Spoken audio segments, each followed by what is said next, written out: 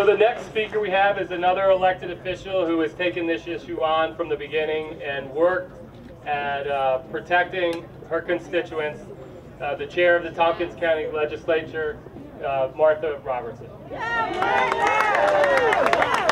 you, Wes. Great to see a lot of people from Ithaca, from Tompkins County, made the drive down here. This is an issue that everybody across New York State needs to pay attention to because there's the Utica Shale coming up next. This is not just a local issue here. In fact, it's a national, it's an international issue.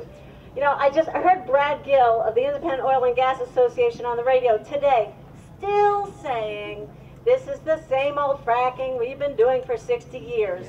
Well, let's just review, folks. Everybody knows every conventional well takes about 80,000 gallons of water. Every hydrofrac well with horizontal drilling takes 5 million gallons of water, 1,200 truck trips, etc. The other part about that is the conventional wells, you find a pocket of gas here and you put a straw in. You got a pocket of gas over there, you put a straw in. The Marcellus Shale is a carpet under all of us, and they plan to put a straw in every place they can. So this is not your conventional gas drilling. This is going to transform upstate New York. Now, they say it's going to bring prosperity to upstate New York, but you know what? In Pennsylvania, 90% of the jobs are going to out-of-state workers. Right. Yeah. Just like millennials. You know, the bars are busy, so are the jails and the EMTs. I mean, God, what is that about? So, and local people can't find housing that they can afford anymore.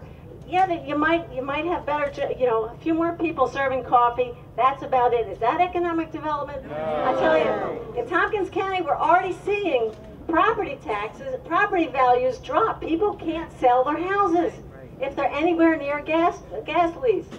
What is this about? In Clinton County, Pennsylvania, they've already documented that since 2007, their local government costs directly related to gas drilling have doubled every year.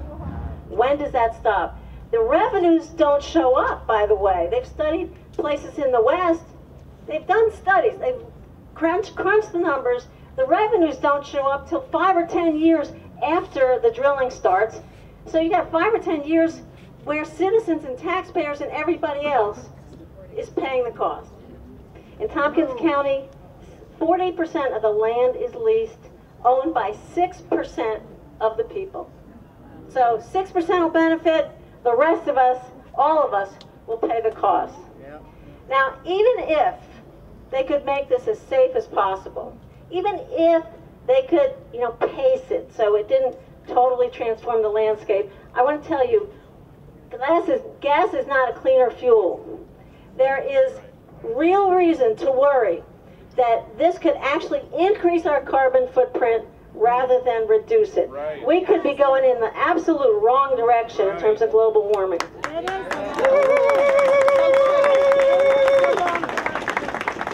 So thank goodness the EPA is studying this, but then there's another problem. We have an election coming up. So I'm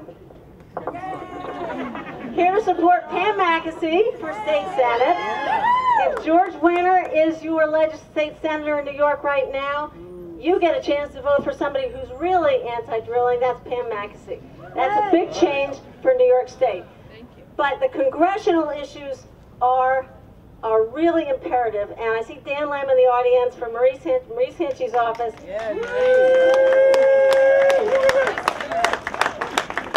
thank goodness we have Mike Arcuri in Congress and Maurice Hinchey fighting for us on this issue.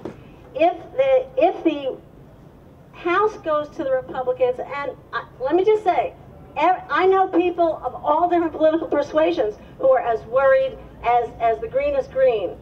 This is not a partisan issue. The Tompkins County legislature has voted unanimously on these anti-fracking measures.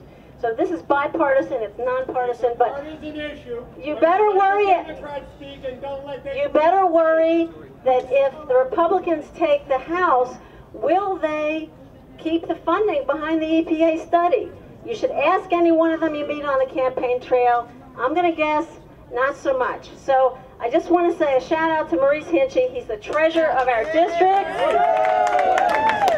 If it weren't for Maurice, the EPA wouldn't be here. The EPA wouldn't be doing this study. There wouldn't be a FRAC Act.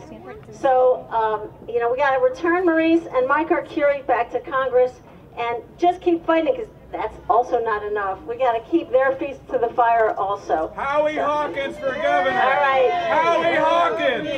Thanks, everybody. It's good to see everybody here. Keep on fighting.